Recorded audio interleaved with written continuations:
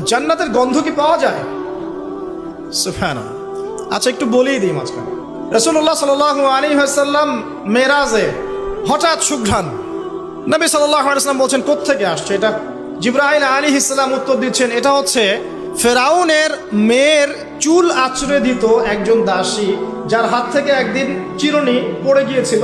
সে বলেছিল বিসমিল্লাহ বলে চিরুনি উঠিয়েছে, উঠে আবার আচরণ শুরু করেছে। এখন এর মেয়ে শুনে ফেলেছে বিসমিল্লাহ বলে উঠিয়েছে। সেই মেয়ে ফেরাউনকে বলল যে আপনাকে বাদ দিয়ে এই দাসী আরেকজনকে ইলাহ মানছে। তখন সেই দাসীকে গ্রেপ্তার করা হলো। তুমি কার উপাসনা করছো, কার ইবাদত করছো? সে দাসী বলছে আমি এক আল্লাহর ইবাদত করি। কে আল্লাহ? যে আল্লাহ আমাকে সৃষ্টি করেছেন, যে আল্লাহ আমার রব, যে আল্লাহ আপনারও রব। ফেরাউনকে মুখের উপর বলে দিল। এবার ফেরাউন তাকে ধরে বলছে ফিরে আসো তোমার মতাদর্শ থেকে, না হলে তোমাকে জীবন্ত আগুনে পুড়িয়ে মার। কি বলছে? আগুনে পুড়িয়ে মার। তো সে ফিরে আসে না। তখন ফেরাউন দেখলো তার সন্তান সন্ততি আছে কিনা। সন্তানরা আমাদের সফট কর্নার না, সন্তানকে ডেকে আনা হয়। দুইটা বাচ্চা, দুইটা কি তিনটা বাচ্চা। বলছে ফিরে আসো, আমাকে ইলাহ বলে স্বীকার করো, না হলে তোমার সন্তানদেরকে আগুনে ফেলে দিব। সেই মহিলা বলছে আমার তো মাত্র 3টা সন্তান, আমার যদি এর চাইতেও বেশি সন্তান থাকতো তারপর আমি ফিরে আসতাম না। একে একে মায়ের চোখের সামনে এক এক করে বাচ্চাদেরকে জীবন্ত আগুনে পুড়িয়ে ফেলা হলো। শেষমেশ সেই মেয়েটাকেও, সেই দাসীকেও জীবন্ত আগুনে পুড়িয়ে দেওয়া হলো। নবী সাল্লাল্লাহু আলাইহি সাল্লামকে জিবরাইল আলাইহিস সালাম বলছেন ওই যে ফেরাউনের দাসী, অনেকে বলেছে তার নাম আসিয়া, এই নামটা কোরআনে নাই। নবীজি পেলেন তো? অন্য কোন নবী পেয়েছেন? অন্য কোন নবীর ক্ষেত্রে এটা দলিল পাওয়া যাচ্ছে না, কিন্তু নবী সাল্লাল্লাহু আলাইহি সাল্লামের ক্ষেত্রে দলিল পাওয়া যাচ্ছে। আচ্ছা, এটা গেল নবীর কথা।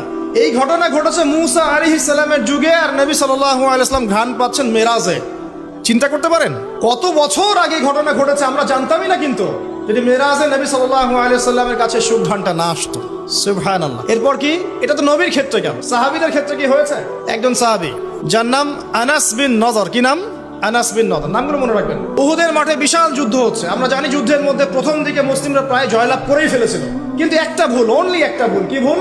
ওই জাবাল রুমার মধ্যে 50 জন তীরন্দাজ সাহাবীকে রেখে দেওয়া হয়েছে। নবীজি বলেছিলেন আমরা যদি মরেও যাই, আমাদের গায়ের গোশত যদি পাখি এসে খাওয়া শুরু করে, তোমরা নামবে না এখান থেকে। বুঝতে পারছেন? কমান্ড।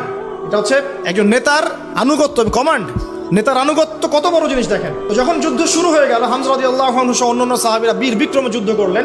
অল্প কিছু সময়ের মধ্যেই কাফেররা পালানো শুরু করলো। যখন মুসলিমরা বীর দর্পে যুদ্ধ করে, কাফেররা পালিয়ে যায় না? যায় না? মুসলিমরা সবাই ঐক্যবদ্ধ যদি হতে পারতো, কোনো কাফেরের শক্তি ছিল নাকি ইসলামের দিকে চোখ তুলে তাকায়? আজকে আমরা যে বিভক্ত, আমরা বিভক্ত, আপোষে বিভক্ত, বিভিন্ন দলে মতাদর্শে বিভক্ত। আমাদের শক্তি কমে গেছে, হাওয়া বেরিয়ে গেছে। আমাদের যুবকরা এখন পর্নোগ্রাফি, এই গার্লফ্রেন্ড বয়ফ্রেন্ড কালচার, এই মাদক, এই জুয়া, এই জেনার পেছনে